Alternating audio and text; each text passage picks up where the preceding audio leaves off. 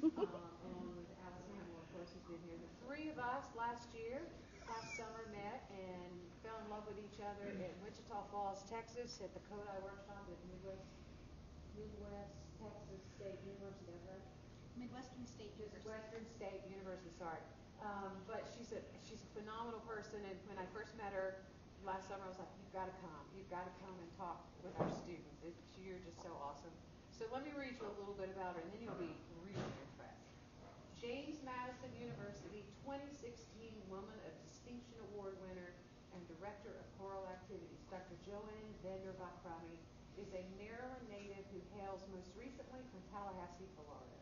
A proud Seminole, who will hold that against you, she completed her doctoral studies in choral music education and choral conducting at the Florida State University, where she also served as vocal music director at Tallahassee Community College, conducting the 70-voice Tallahassee Civic Chorale and the TCC Select Ensemble Illuminaire. Formerly on the music staff of the International School of Brussels, Belgium, Joanne spent the major part of her secondary teaching career as the vocal music director at the American School of The Hague in the Netherlands. Her work at AHS included directing 6 choirs and co-directing 2 concert bands, as well as teaching rock music history, musical theater, and directing the 55-voice ASH Community Choir. Joanne was also the founder music director of, I can't say that word. David Corps. Yeah, that one. A subsidized 30-voice Dutch women's choir who, for over 18 years, has focused on the integration of choral music and holistic music making. In addition to her doctoral degree in music education choral conducting at Florida State, Dr. Vat-Chromy holds teacher certification from the University of Michigan, a Master's of Music in Horn Performance from Bowling Green State University, and a BA in Music from St. Mary's College of Maryland. Her research interests in kinesthetic in conducting pedagogy, choral acoustic music measurement, curriculum assessment strategies for middle and high school choirs, the integration of Kodai methodology in collegiate choral performance, and the sociological impact of choral cultures on student learning. As Director of Choral Activities at JMU, Dr. Vat-Chromy directs the Madison Singers, the JMU Chorale, and the University Women's Chorus.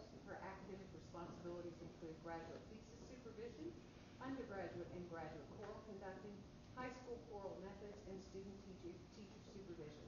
Dr. V has served from 2012 to 2014 as interim music director for the Shenandoah Valley Children's Choir and is currently director and guest conductor of the JMU Vocal Arts Summer Camp. Please let me welcome to you Dr. Joanne Vat-Chromy.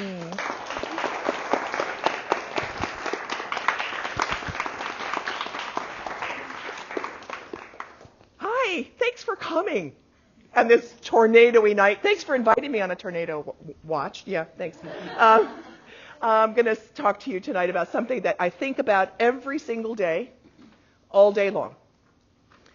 And that is the cultures we create in our classes and our ensembles. Some of you noticed that I tried to go around and say hello to mostly everybody. I got most of everybody. And I tried very much to have not people in a second row, although there's more people than I expected. So yay, thank you for coming. Why did I do that? Because I want us to be together. This room still feels a little bit big to me, but we'll leave it because I know tomorrow we have band things in here as well. So what I hope to do tonight is my through lines for today are to understand what we do in the creation of ensemble cultures. And I want to define that in terms of learning as the intersection of the academic and the social, which we don't talk about very often. Take your hands like this. We're not going to play open the doors and see all the people. Academic, social. Put your hands together. Where your fingers meet is where children and learners learn. It's at that juncture that all people learn. You may not remember very much from high school, from one of the classes that wasn't music, but I bet your favorite teacher made you feel great about it, even if it was physics. Even if it was something really hard. Am I right? Nod your head. Am I right? Yeah. That's what we have to think about in learning. We're going to talk about the idea of through lines, which comes from Howard Gardner. And we're going to talk about, and for student teachers, this is an awesome moment for you, the triangle of teacher competency Echo me. Teacher behaviors. Rehearsal behaviors. And guess what? Conducting behaviors. Say it again. Teacher behaviors. Rehearsal behaviors. Conducting behaviors. When that triangle of teacher competency is functioning on a very high level, you start to create a culture where the social and the academic can meet. And we're going to talk a little bit at the end about the identities of school ensembles and how we're in a period of shifting paradigms. So before we, let me go back to this a minute. I want you to close your eyes and just think about something for a minute. I want you to think about a recent ensemble that you have been in, or maybe are in. And I want you to think about that ensemble that was so meaningful for you. Maybe it was in middle school. Maybe it was elementary all-state. Why was that ensemble meaningful for you? What did it do?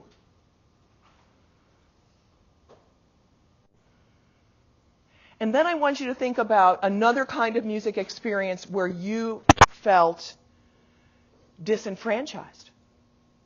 I hope you haven't had that. Or maybe another class, I'm talking about physics for me, and afraid and not smart enough. Now go back to thinking about that meaningful ensemble. And if you could say in 3 words or less what that ensemble meant or felt like or gave to you that you've never forgotten, how would you say it?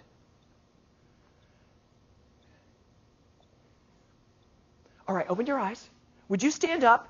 And I'm going to count to 160. Would you stand up and talk to 4 different people, hopefully some people that you don't know, and tell them those words about what those ensembles meant? Go. Stand up, go, go, go. Be friendly. Be friendly.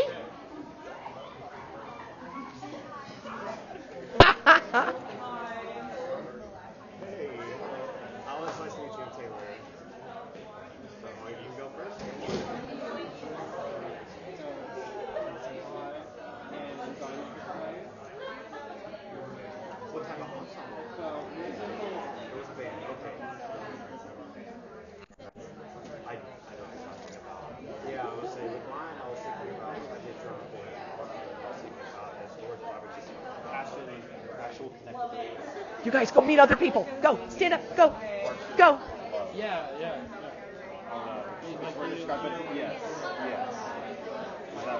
Just getting to that real clicking point. Everyone's really listening together. Hey, tell me about your ensemble, Jonathan. Yes. What were your words? Nice to meet you too. Friendship, Yeah, okay. passion, Yeah. and one was music. I felt like I also say like drive. Yeah, nice. Those are, and has that stayed with you? That memory of that group? Cool, very cool. All right, go talk to other people. Nice to meet you.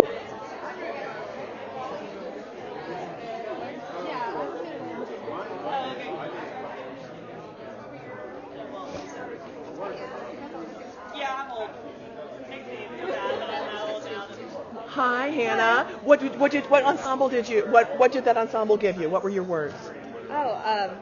I was thinking, so it's really cheesy, but No, it's not cheesy. It's important. community and love. Yes, right? Yeah. What were yours, Nicole? More like fun and friendly and inclusive. And inclusive. Okay. What were yours?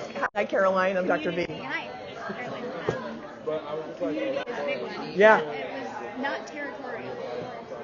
So it was shared. It was very big. Nice. Okay. That makes me happy. That's great. Great. Yay. Hi, Ruby. Hi, I'm Dr. V. Tell me your words. Mine was pride and excellence for band, and for choir was evoking emotion. Yeah. Because pride and excellence was our motto at our band. Oh, It just nice. Always stuck around. Right. It was great. And evoking emotion was just something I thought because my favorite song that I ever sang in choir was The Lullaby. Oh yeah, And Eric so Whitaker. I just Yay. loved it, and Yeah. it was my favorite. And then just from then on, every single song just had something different. Good. So it clicked in, it locked in, and then it went on, right? Yes. It was wonderful. Excellent. That's so. It's all. Thank you for sharing that. Your face was so beautiful when you said it. Thank you. All right, this is good. think you could talk for a long time, but notice the energy in the room. This is what a great culture can create. Just by remembering it, we're changing the neurofibers of our brain. And that's our job. Do you realize that teaching is neuroscience? Do you realize that?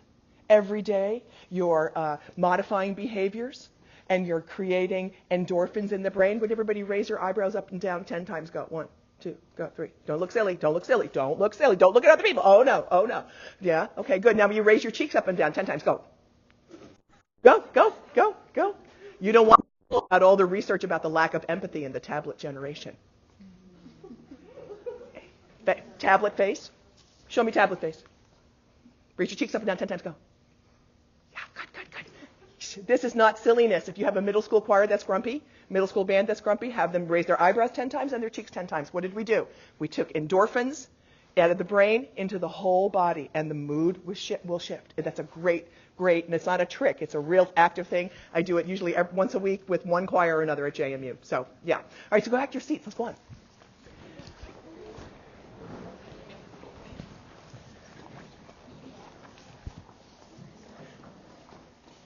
I would like to go around the room and pick one of your words.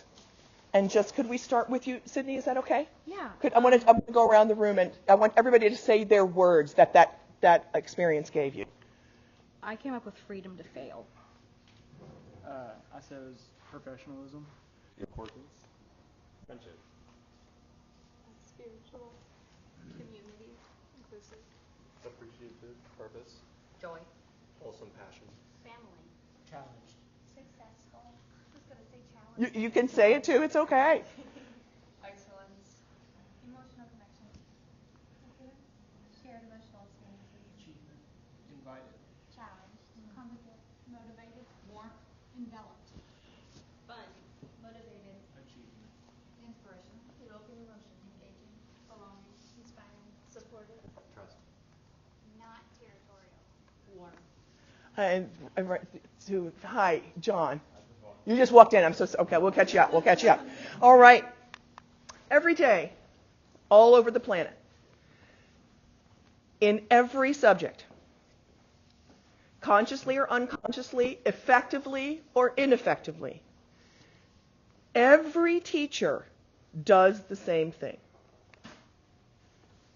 They create a culture in their classroom. And it's like the goldfish who was swimming in orange soda thinking that it was water. It's so ubiquitous that we don't think about it. We recreate every single day. What is the definition of culture? Well, it's the noun for the symbolic, the learned, and the non-biological aspects of life, including conventions and customs. And culture has 4 aspects. It is shared, it's learned, it's based on symbols, which means it can be changed, and it's integrated. And these 4 characteristics are present in every culture, no matter where that culture is located in the entire world. Think about how you celebrate birthdays in your family. Think about how you celebrate birthdays with your significant person in your life. Think about how you celebrate the holidays. Think about how you spend your vacations. All of these things are parts of culture that are negotiated. And if cultures don't work, if they're ineffective, guess what? We get to change them. The culture, in turn, creates a community that influences the lives of all it touches. And students create the culture and community as well. It's not just the teachers. So how do we do it? Here again is a little diagram about the academic and the social. Sorry, that's so dark. Excuse me. It was beautiful, gold and red. I don't know why it's so dark. We want to take a look at the academic side. Academic includes curricula, best practices, and a significant and appropriate amount of rigor for what your subject matter that you're teaching. And, of course, a developmental hierarchy that knows how to be dialed forward and dialed back to match the level and the pacing of the class to bring students to success every day. The social is the emotional concomitant of the personal and the classroom interactions and the group life of your students. And that involves intrinsic motivation. Co-curricularizing each domain creates what's called flow, or participatory consciousness. So our task as teachers becomes co-curricularization. We curricularize the social, and then we implement the pedagogical in highly effective ways. Now, this might sound all of a sudden very dense, but it isn't. How do you curricularize the social in a band classroom? Say middle school, say 7th grade band, brass. How could you curricularize the social? Say? Would sectionals be social? Sectionals could be social, but I would think of them more in the academic thing. What could we do to curricularize some social things in a 7th grade where their whole life is social, right? They don't have a brain yet. They're just growing the frontal cortex, right? Really. And here we are trying to teach them to read and be excellent and blah, blah, motivated, and they just want to have fun, right? So how can you curricularize fun in a 7th grade? Yes? Question, oh, that's fun. That is really fun, yeah. Okay, so that's co-curricularizing both at the same time. What else? You can encourage them to play the music they enjoy playing. You can have some kinds of choices about repertoire, and we're going to talk about this a little later, is that, in choirs we always say it's the piece that they walk out of the room singing that you know that they like. So if you put their most successful piece, or maybe their easiest piece, or the most fun piece at the end of rehearsal, what are you automatically doing? You're putting endorphins through their brain, and that they love band, and then they're going to come back. And then I have a great story about this. When I was teaching at the American school, it was in the 90s when the very first Pirates of the Caribbean came out. And there were my students loved it, right? They loved the movie. And so they were like, Mrs. Vondervon, can't we play Pirates of the Caribbean? And so I looked, and there was one really boring, terrible grade 1 arrangement, and then there was a grade 3 arrangement that was really hard for them. And I said, well, we can try. So I rewrote the B section and cut, things and re-simplified it and everything. But I really taught it. So I just did a really great job of teaching it. But those students especially my saxophones, we had 6 saxophones. They would run in, especially on Tuesday. I remember this, right? Because I got so much joy from this. They would run in to the band room right from recess, and they wouldn't take off their coats.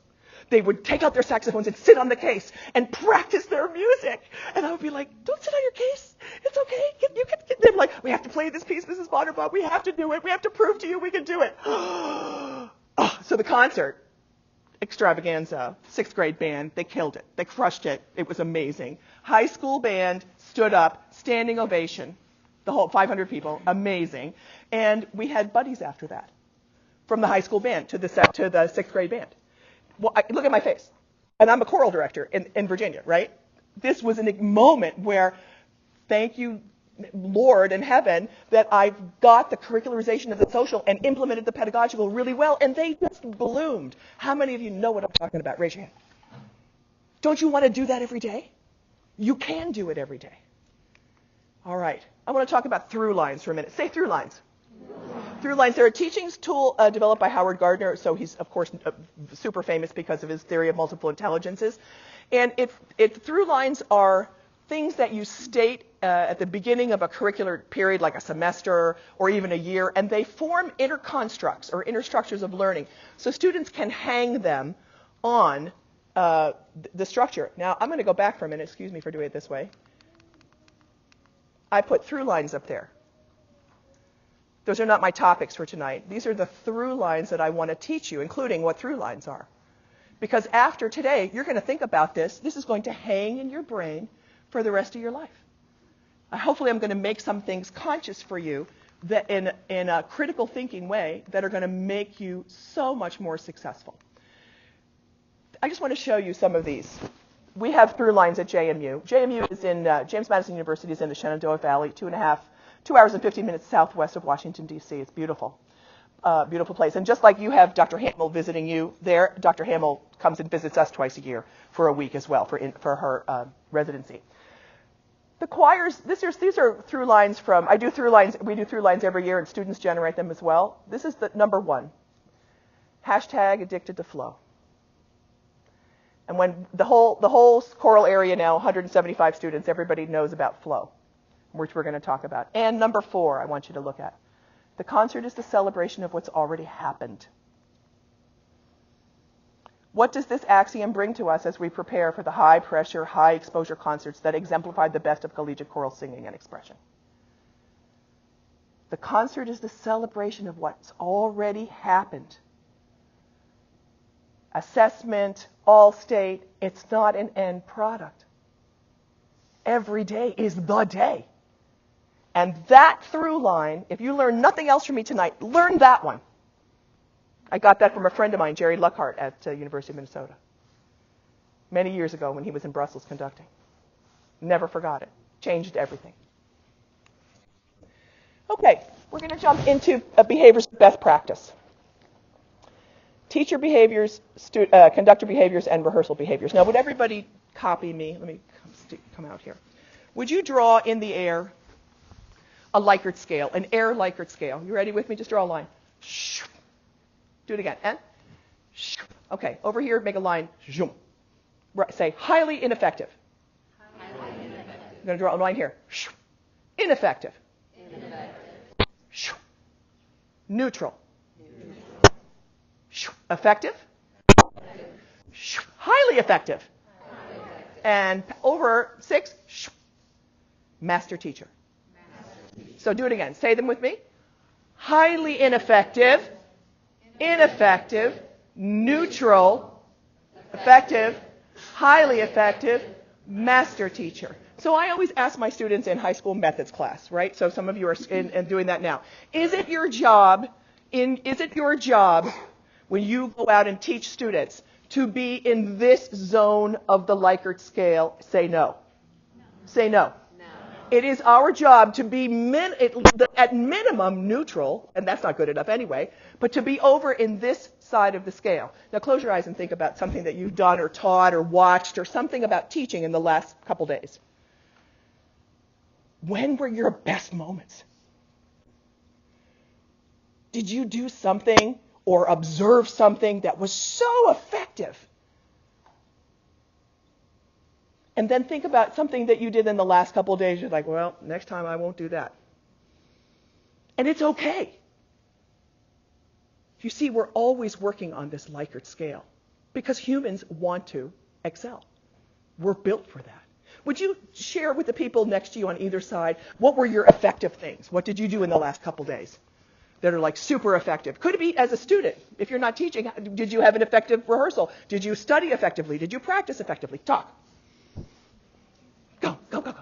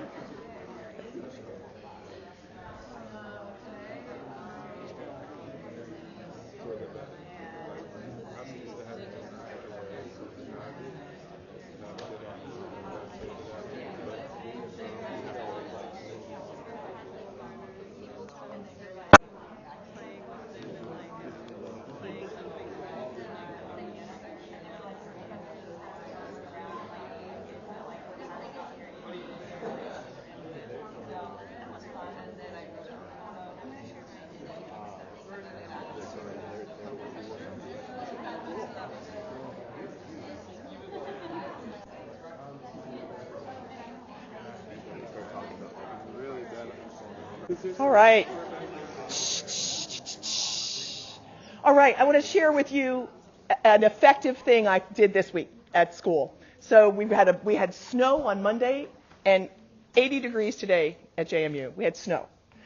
And so on Wednesday, the air pressure was really shifting and everybody was, you know how it is, right, when the weather's changing so much. So I have my beautiful non-auditioned women's chorus of 50 women that come in on Wednesday, and they all came in and they all sat down. They were all like, And so we were talking and we did breathing and I made jokes and I was doing my happy, chirpy song and dance. And finally I said, okay, what's wrong? Are you mad at me? And they were like, no, Dr. V. I said, could somebody smile at me, please? And they went, Zah! And I said, are you okay? They said, we're just really tired. I said, keep your cheeks up. What did I do in that moment? I'm so proud of myself. I didn't push through the whole rehearsal trying to make them engage.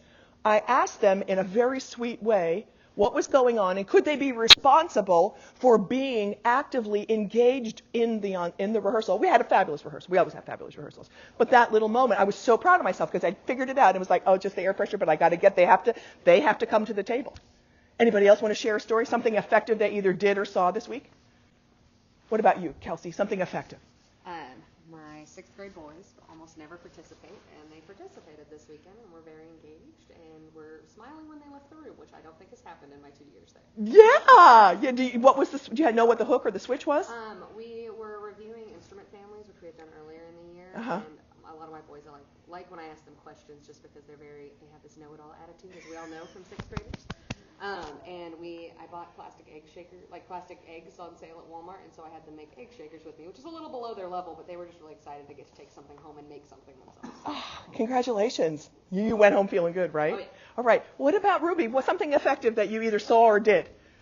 One of the effective things was giving praise to those students who were good student leaders and were able to model in front of the ensemble, because it showed that they truly enjoyed the song, and other students were like, oh, well, I should probably play like they do and enjoy it too. So you were modifying behavior over on this side, and that was in turn influencing the rest of the culture and the rest of the group to move in that direction. Wow. How about Lauren? Did you do something effective or see something effective this week?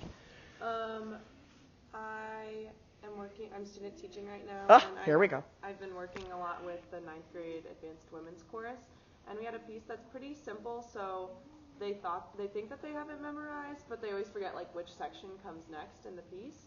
And so to kind of try to help them with that, I laid out the different sections of the piece, and I asked each voice section to name the sections.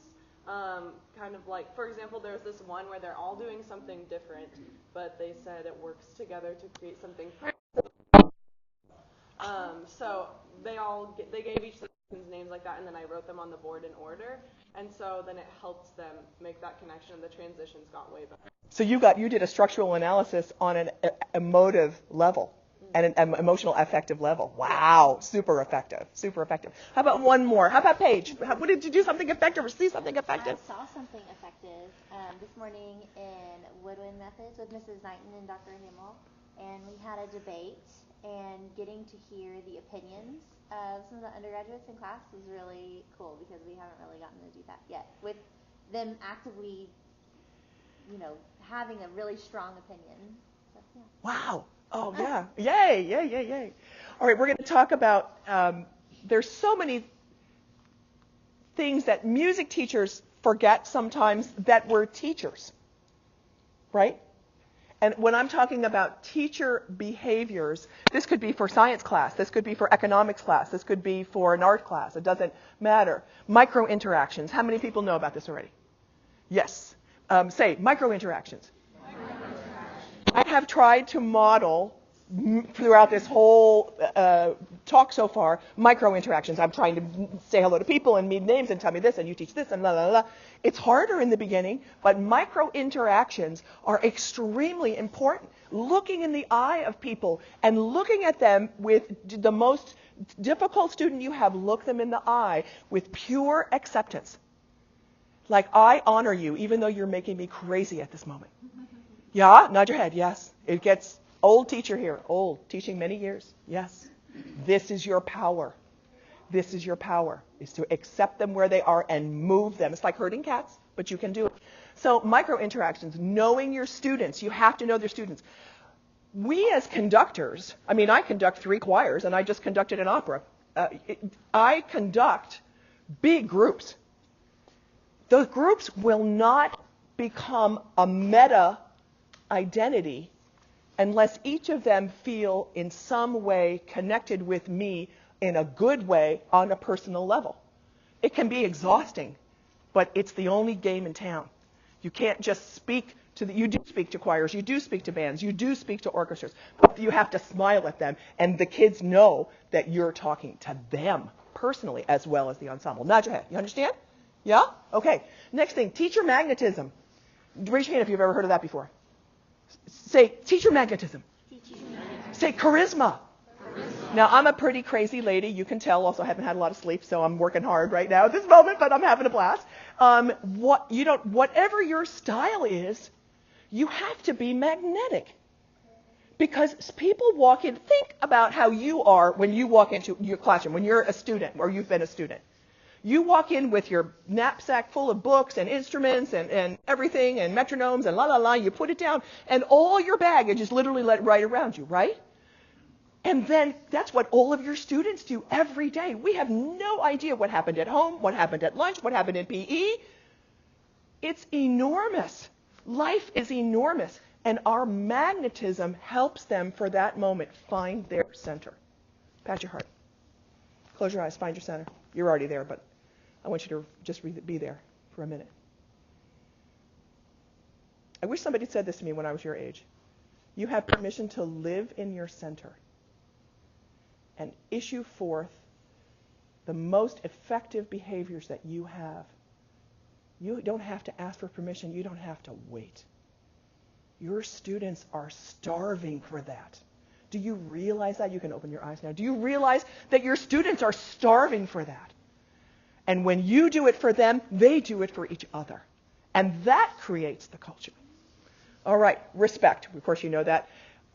This last one is important. You have to monitor yourself for tacit messages, that you don't have favorites, that you don't, just because I'm getting older, I tend to call out with my glasses and ensembles and the way my room is set up, the one I'm mostly in at JMU, I tend to, when I say we have lots of talking and questions and stuff, and I tend to look up and ask the questions in the back 2 rows. And I realized it, and I was like, no, I better stop that. The first 2 rows count too, right? So you have to be constantly monitoring that. So close your eyes and just think about this for a minute. What are things that when you are looking at seeing yourself as a learner or as a teacher, you go, hey, I should watch out for that. Am I being a little sarcastic? Am I speaking in negative tone to someone that caused me problems last week? Have I not given them a fresh start today? Am I being too hard on myself? Do I need to just let off the gas a little bit on me? Okay, I made a mistake. Fix it. Go on. Change. Open your eyes. Repeat after me. When you know better, you do better. When you know better, you do better. Poet laureate Maya Angelou. When you know better, you do better. Does everybody understand that? Yeah. Okay. Those are little tiny things about teacher behaviors. There's lots of others. And of course, good teachers understand sequencing and scaffolding and winding things forward and winding things back. All right.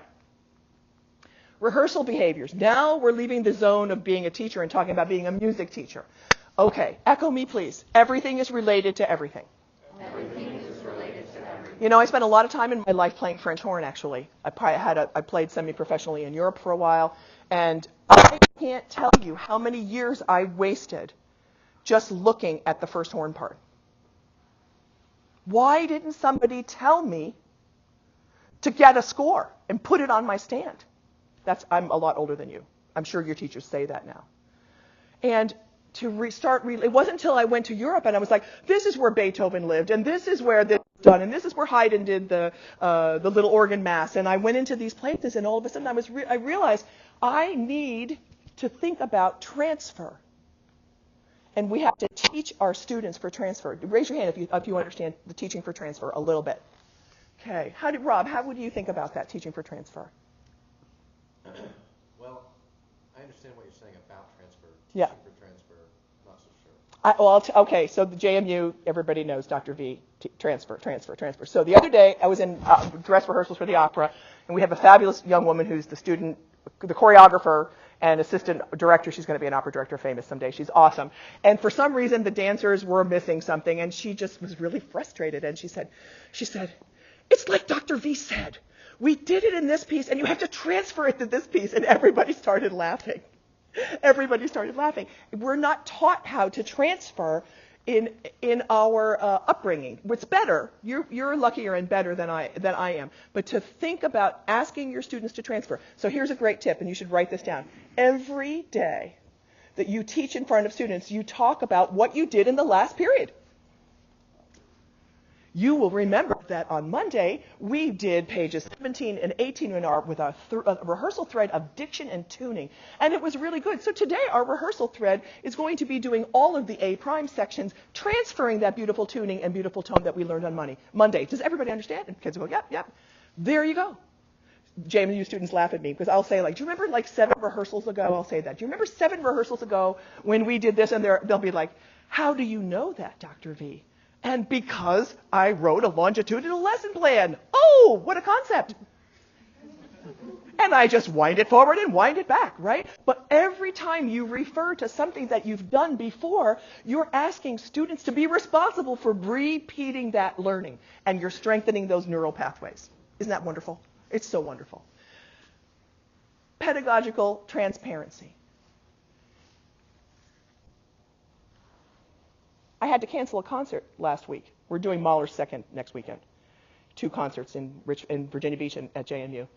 And I've never had my life controlled by a masterwork like the Mahler Second Symphony. It's controlling my life. And I love it, but oh my gosh. And I played it, and I've sung it, and now we're doing it at school.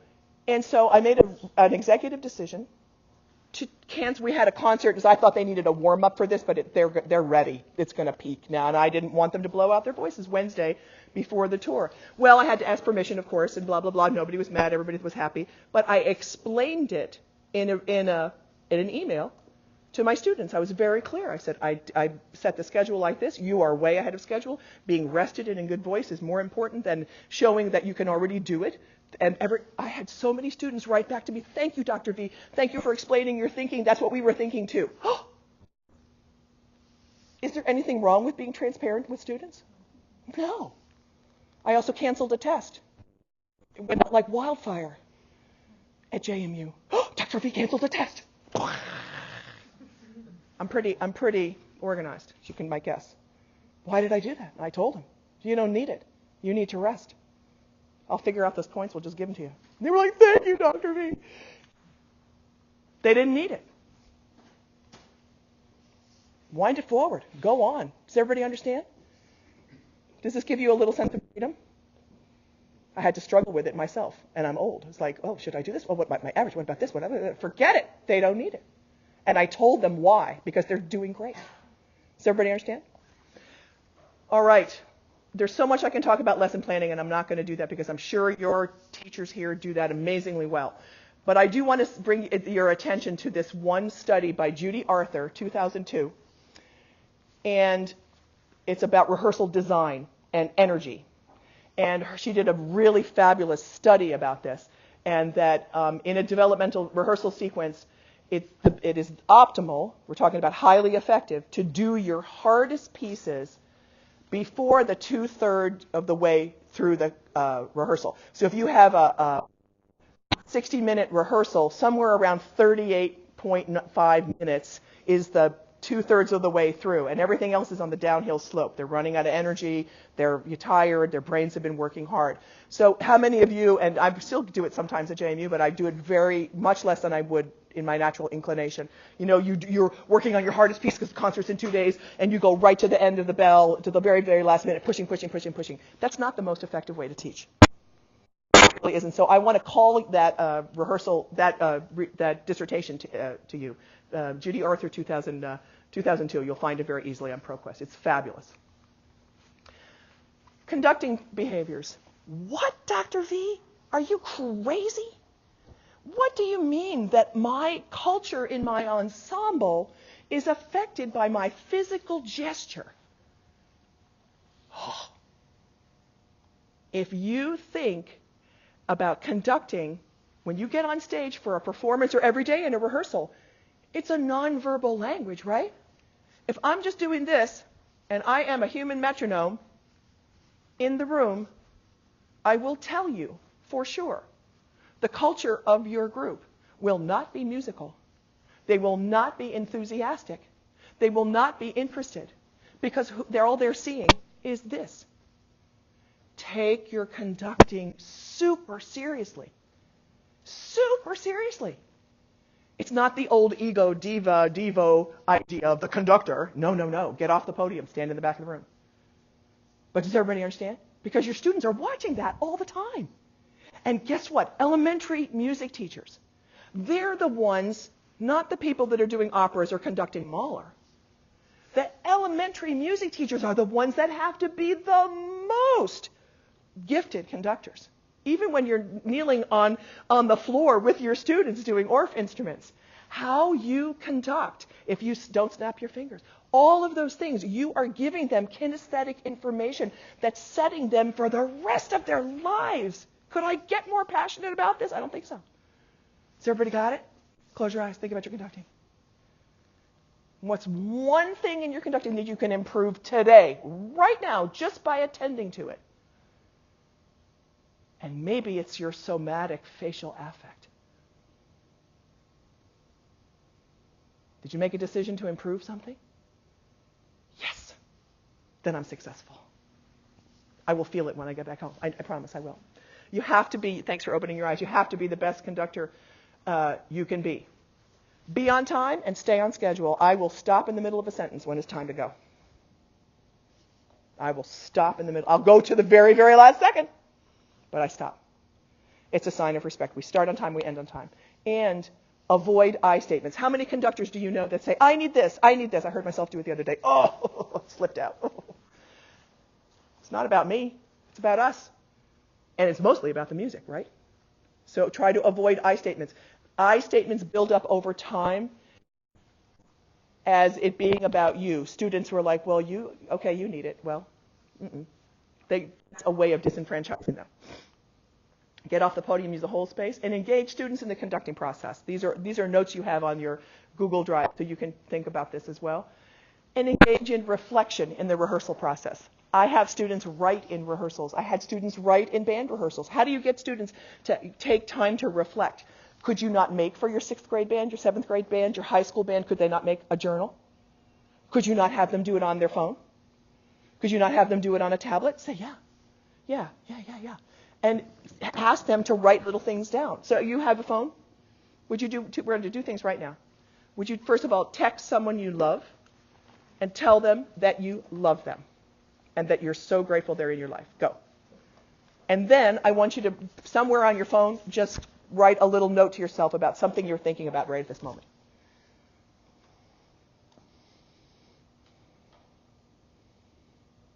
This is the way to use your phones. This is the way to just do a little reflection about something you're thinking about. Maybe you're conducting things. You didn't know you were going to get homework, did you?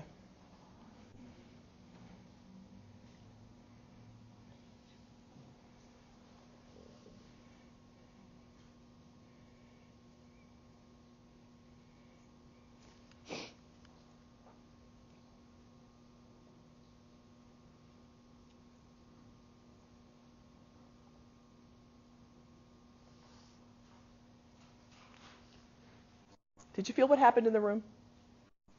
Did everybody feel it? The room shifted. Everybody went into a more centered space.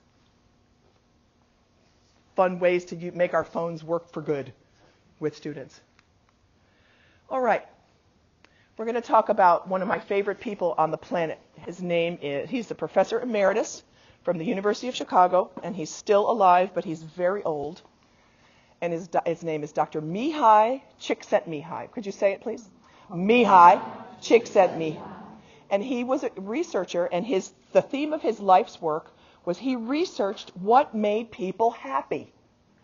What a cool research line. What makes people happy?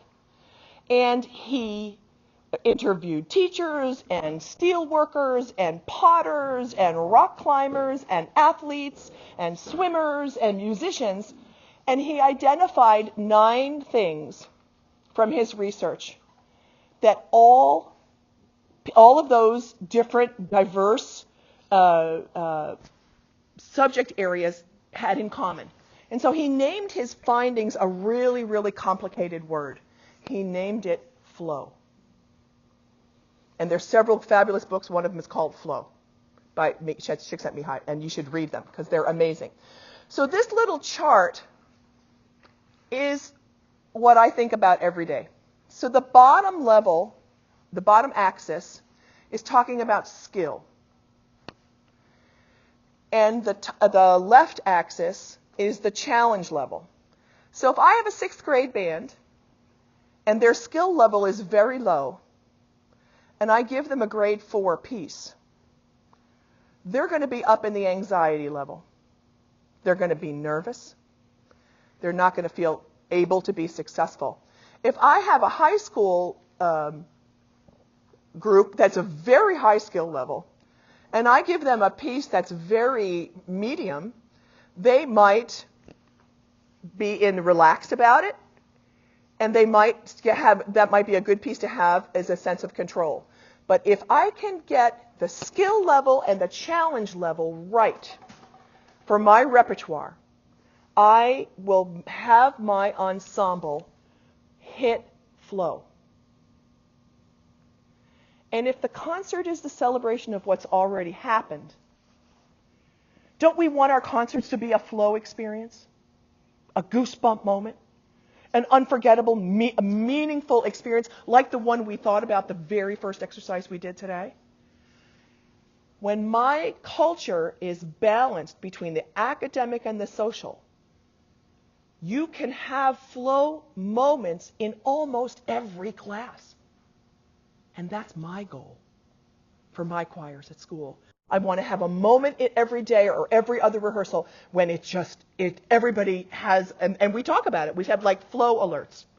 And hashtag addicted to flow is that through line that says, together, we can have flow moments on the rainy, tornado-y days when we're working toward something.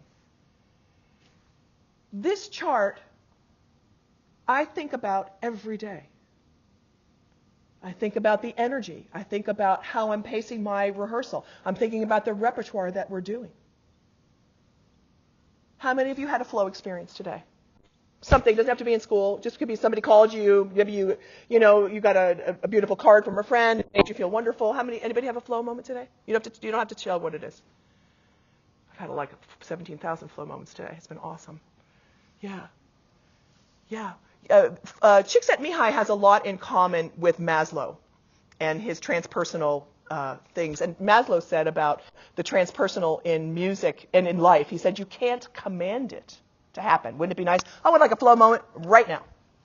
No, we can't command that. But we can create the conditions under which it's likely to occur.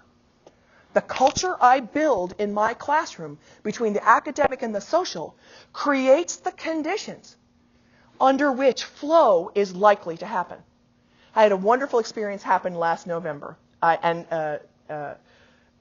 Professor Knighton was there. One of my groups was accepted to sing at our state conference, and they were so ready, and they just let go, and they had so many flow moments in that concert, and one of them was so shocking to me that I was standing really close to them. It was crazy because the way the setup was, conferences are always crazy. And I was really, really close to them, and I burst into tears. It was like I wasn't the conductor. I was like an audience person going, oh! And they looked at me, and I looked at them while we were doing this one piece. It was like, what? This is amazing. And I said to them, they were like, after they were like, Dr. V, blah, blah, blah. I said, I know, blah, blah, blah, blah. Why did that happen? Because I knew it was going to be good. I did. I knew they were ready. And they let go. They're good performers, and they love it. And all this stuff, right? I was nervous, excited, good. I was good. But I didn't expect that was going to happen. Why? Because I think I try to create that every day. So that in that moment, we celebrated what had happened every day. And all those everyday moments kind of, conglomerated and went in the concert. I'm not saying that to say that about my group. I'm saying to tell you, as a researcher, that this is possible. My whole life at JMU is a research design about this topic. Every day, I'm like, okay, how can I do that? Okay. Have fun, do this. Yep, no, be strict, be not strict, make a joke. No. Oh, I don't think I could be more passionate about this if I tried. Is it not the most wonderful thing to watch people blossom? To have an ensemble come together to do something bigger than we can do alone. Isn't that why you're here? Isn't that why you beautiful young people are dedicating your life to music? Of course it is. The world is better because of you, because we create change and joy every day. And it's not every minute. There's lunch duty and forms and broken, stuck mouthpieces and, hard rehearsals and things don't go the way we planned. That's okay. But it gets better over time because you move into the master teacher zone. When your worst day is highly competent, it's going to happen for all of you. It's fun. It's fun. There's a lot of research about flow in ensemble settings. Sawyer, 2006, defined it as group flow. The goosebump moments and the magic in musical performing. Giaros, 2008, great dissertation on instructional scaffolding. You need to read it. It's perfect. Okay. So here we go. Academic and social, over time, creates flow. What are the behaviors that block or impede flow? What are ineffective teacher behaviors or ineffective student behaviors? What is your margin of error as a teacher, and how do you improve over the time? What's your margin of error as a student? Does everybody understand margin of error? Do you talk about that here? You're always going to make mistakes. You're going to have a margin of error every day. But it should be very low. We made an acronym for this at JMU. We talk about JAHIs. Judgment, arrogance, hubris, egos, entitlement, selfishness. JAHIs has no place on the podium. The age of the arrogant conductor is over. The people who made their careers on the broken hearts and crushed skulls of their ensembles is over. It has no place in students in the classroom with each other to be unkind or unsafe, and that's talking about culture. So, and it's so funny when we talk about JAHIs at JMU, because JMU is like University of Arkansas. It's a beautiful school with really smart students and people who are so kind. Everybody in the room goes, oh, no, I can't do this. And it's not about you. I'm sure that, everybody has a little bit of things, but most people do not have these. Don't you know how it is if one person in a committee or one person in a group, a project, has JAHIs? It gums up the workings of the group, right? So, guess what? Our students are going to walk into the room, and one of the things we have to teach them is how to not have JAHIs. So how do you get rid of JAHIs as a teacher or as for your students teaching them is this. You shred them. You shred them. When students are being judgmental, they're actually being discerning, but making it good or bad. It's flat or sharp. It's not good or bad. Does everybody understand? Judgment is very hard for music teachers because we want everything to be right, quote unquote right. But we have to get to a point where if we judge it, it'll never change. So we're just discerning it and making it be okay. Isn't that the interesting thing? We want our classroom to be safe for students, but then we tell them that they're wrong every time they make a mistake. Music teachers do that all the time. As a matter of fact, music teachers do it more than lots of other teachers because how much of our job is error detection? What's the research say about the number of positives to negatives in a classroom? Do you know? 8 to 1. 8 to 1. 8 positives to 1 negative. How can we do 8 positives to 1 negative when, especially in the beginning and middle stages of learning music, all we're doing is doing error detection, right? So tell me, how do we do it? One of the things the kids laugh at me now at school. I say, that was 85% correct. Excuse me, I'm so sorry, bumped you, Connor. That was 85% correct. Can we get it to 92? And then we do it again. And then, that was 94. And we assess ourselves all the time. It doesn't matter that we're not at 100 today, but we want. Sometimes I say to the Madison singers when we're working on very dense tritonal music and things like that, I say, look, today we're getting to 45%. That's all I want on this piece. And they're like, okay. Relaxes them. And then we get way further. Does everybody understand? Look at my face. This is it. Show me your happy face. That's 86%. Let's get to 90. Practice saying that to your friends. Say that right now with your friends. This is it. It's here. This is the positive to get to 8 to 1 while you're doing error detection. Because how many of you are introverts? Oh, introverts, me too, believe it or not. I am an introvert too. And what happens when introverts get really, really serious and they're trying to do a good job in the classroom? What do? Face goes like this. They go back like this. Their eyes go like this. We go inside to think, don't we? Introverts, put your extrovert face on. Smile. And now practice saying this. That was about an 87. Good for you. Say that. Practice. Go, go, go. Ah. Yeah.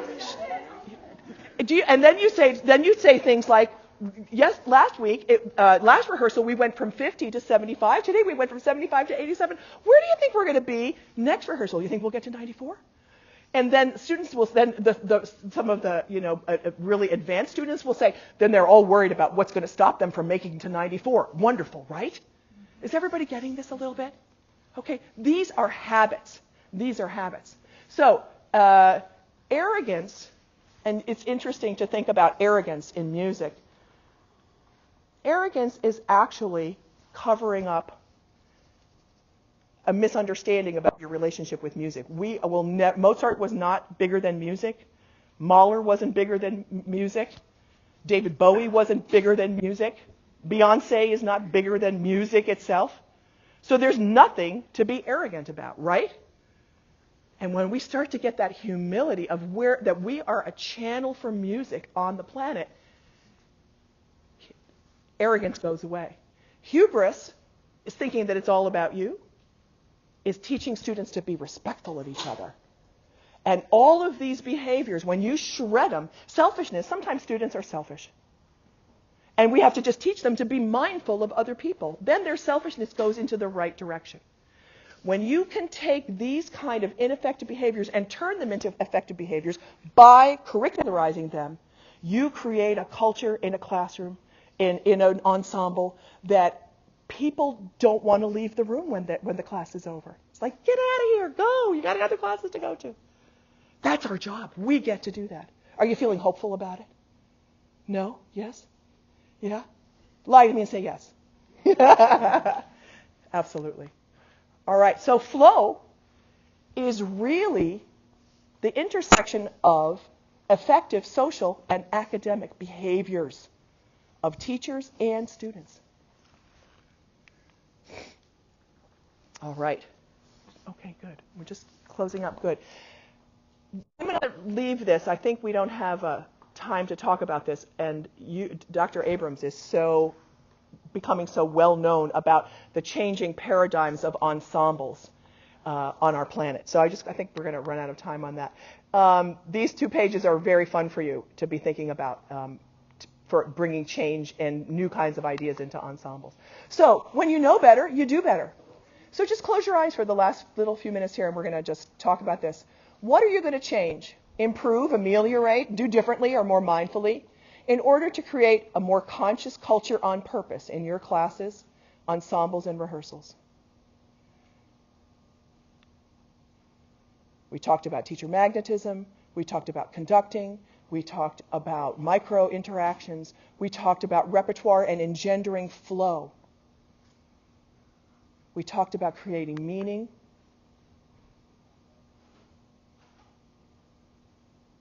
We talked about transparency. Pick 2 things that you're going to think about. Would you open your eyes and share that with the people next to you?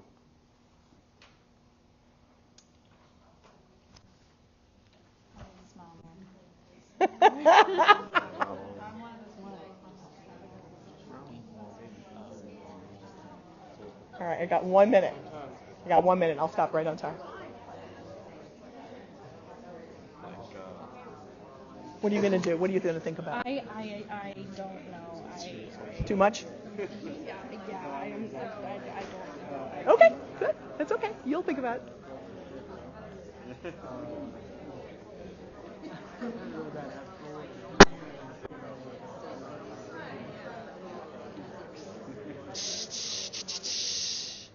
Thank you. We're going to go around the room and I have 1.5 minutes. This is a learning summary.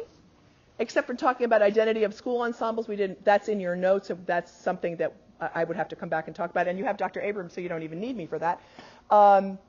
We talked about all of these through lines. I want you to pick one thing that you're going to walk out of here thinking about. And we're going to go around the room.